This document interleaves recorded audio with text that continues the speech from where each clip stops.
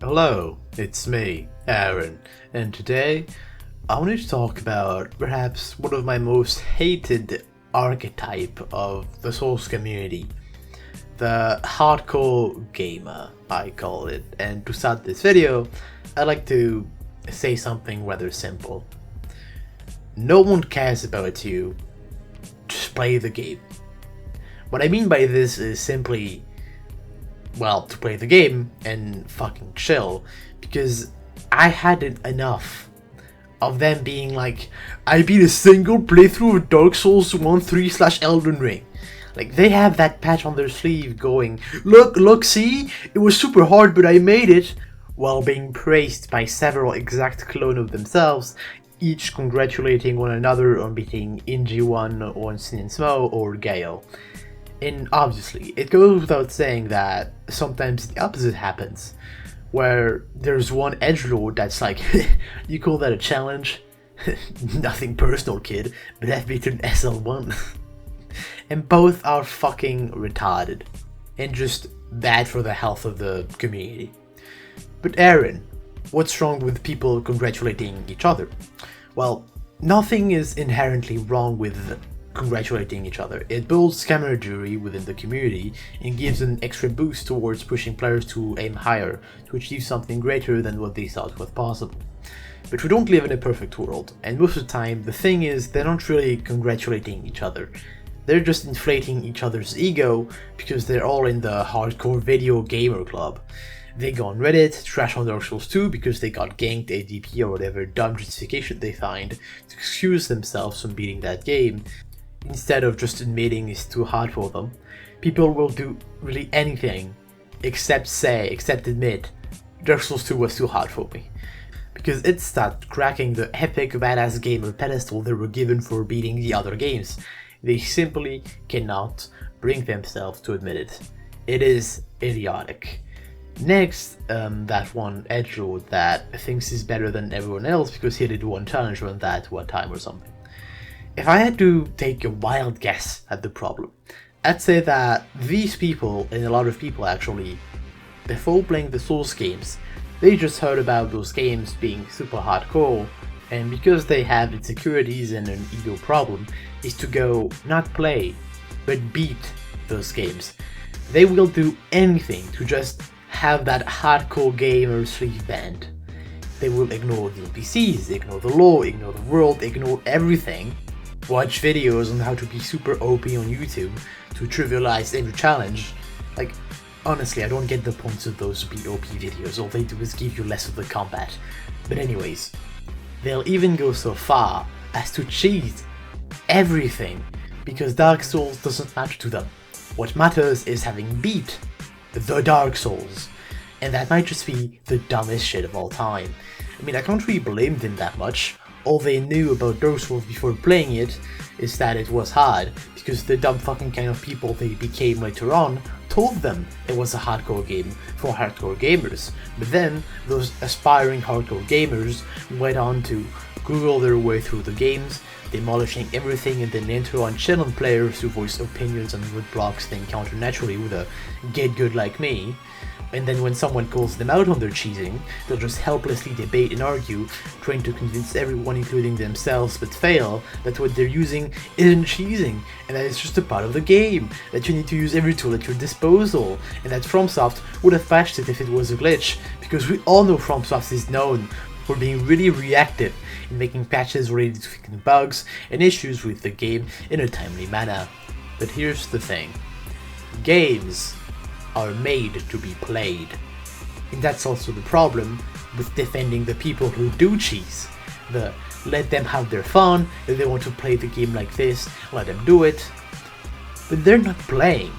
And the only reason they have fun is because it's instant gratification for them to effortlessly dominate a challenge that others have claimed to be hard, that they did not actually even beat. Because you see, except pathetically inflating their own ego, they achieved nothing, they gained nothing, they risked nothing. You know, video games have points and, you know, philosophies and things to pass on to the player. And if that player doesn't like, engage with that by cheesing everything in his path and all, not having the intended experience, then what's the fucking point of playing? Like, what? It's just the fucking quick fun? And, well, yeah, now I destroyed those bosses, now I'm just continuing my day and never think of Dark Souls again because it bring me nothing, because I just cheesed everything. Dumb, fucking stupid. But anyhow, maybe after beating each boss, they'll go on Reddit to just post, I just beat that boss. Generally with it was too easy, to basically say they're better at the game than everyone else, which isn't even true, and even if it was, who cares? For me, the value of Dark Souls doesn't come from saying I'm better than strangers on the internet at a video game because I don't have self-worth or friends. But sometimes they'll say, hey, it was super hard, but I made it, so that other people will be like, wow, congrats, you're so good. And I don't think I need to explain how useless and dumb those posts are. Like, when someone does one of those posts, you know that they don't care about beating the challenges of Dark Souls and feeling genuine satisfaction. They care about having other people stroke their cock and confirm to them that their alpha chats will beat Dark Souls. It is so dumb. And those same people would then just say, just get good, you have to be patient, you have to be crafty and use everything at your disposal to survive. When in fact, they beat Elden Ring with Mimic Tear and spamming weapon arts, Dark Souls 3 with whatever cheats they found on YouTube, they probably never beat Dark Souls 2 or never heard of Demon Souls. Not that it truly matters or like redeems them or anything. Like, it is actually so sad seeing all those cheese videos with so many views, all those people that just don't want to play the game they bought for some inexplicable reason. They don't want to get better, improve, change their playstyle, try new tactics, or whatever, or you know, get inspired by the profound message of Dark Souls and its philosophy and its struggles. No! They just want to beat that boss to finally reach that I have beaten Dark Souls and so I'm better than everyone else. Like, honestly, it's those kind of people that give a bad name to this community. It is so dumb. Oh god. Like, honestly, how can you even reach that mindset? It is mind-boggling to me. Like, look around you. These worlds are fascinating, beautiful, tragic. Those NPCs, their stories, those haunting always, those intriguing statues, those fearsome bosses, this challenge, this struggle, this cycle. It is so captivating. How can you stop at the superficial Dark Souls is the hard game and I have to beat it whatever the cost because I have an ego problem? It's so pathetic. That hardcore game in sleeve brings nothing to you. Some people may have congratulated you and reinforced the idea in your head that you're now a Souls Alpha Chad or whatever you call yourself. You may have been called toxic by some other people for acting like a cunt, in which case you probably discarded them as just being casuals, and after that you just went on your way to make another unfunny joke about Dex being for twinks, or even more unoriginally just quoting random Dark Souls NPCs being like, hey look, I'm one of you Dark Souls players, look, I know Soler, praise the sun, am I right? Dark Souls 2 is terrible, Elden Ring is the best Souls game, Blighttown is bad, I cried when Sigurd died.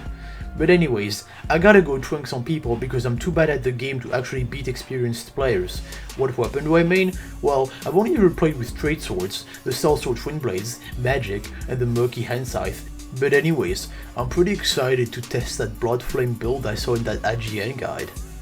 You may have went on positive DS2 videos and made a batshit retarded little essay about how ADP and gangs killed your grandma or something, which translates to, I'm too bad to beat DS2. It probably boosted your ego to beat those games, but in the end, since the sentiment of accomplishment was so fake, it probably didn't last long, and the game itself probably didn't really bring anything to you since you didn't experience it in the best of ways. You couldn't learn from it and perhaps even grow and change as a person, and you probably didn't even properly appreciate the game in the end. And you quickly went back to being a sad, pathetic sack that goes from experience to experience, just searching for some sort of confirmation that you're better than others at video games, since you pretty much failed everywhere else in life. Or maybe you're still in the Souls community after everything, trashing on DS2, having never beaten any boss legit, having never played Demon Souls, beaten Elden Ring without Spirit Ashes, or beat DS2, period. It truly is sad, isn't it? And by the way, even if you did beat every boss legit, and I don't know, beat SL1 or whatever, a lot of people did. It doesn't make you special or better than others. You don't need to tell everybody on Reddit, alright? Maybe say it to your friends and they'll be like, cool. That's where it ends, alright? But I guess this only applies if you even have some. Because, like, the whole thing, the whole satisfaction of beating the Souls games in whatever challenge run you did should be just coming from you. From the sentiment of accomplishment you're getting, and never from other people. I beat SL1, but I'm not going around begging for attention now. I just played it, beat it, it was so fucking fun, and I loved it. And that's where it should always end. You liked playing. Like, you're supposed to enjoy playing the Souls games, and not the compliment from random people on the internet after they saw that you totally 100% legitimately beat the game or whatever you did. And like, sure, you can still post about the 100% you did or that challenge run, but it should just be that, posting your accomplishment because, I don't know, you're bored or something. You maybe want to find a friend or simply have a nice interaction with people. It shouldn't be in search of gratification or superiority over strangers formed in a one-sided parasocial relationship, because you already got that good gratification stuff from beating the boss and getting through the areas normally after struggling, right? Because you wouldn't cheese the game, would you? That would serve no purpose except stroke your own ego and totally miss the point of the whole game. At that point, why even play the game? But, I mean, I think I made my point, and I'm done ranting about the one Souls fan archetype that honestly is a fucking plague over the community that just keeps multiplying and spreading to other people, which will just really take a lot away from all the enjoyment they would have had from just playing the game normally. So, I mean, yeah, I guess that's the morale of this video. Stop being a bitch. Anyways, thank you for watching. Your presence until the end is appreciated, and bye, I guess.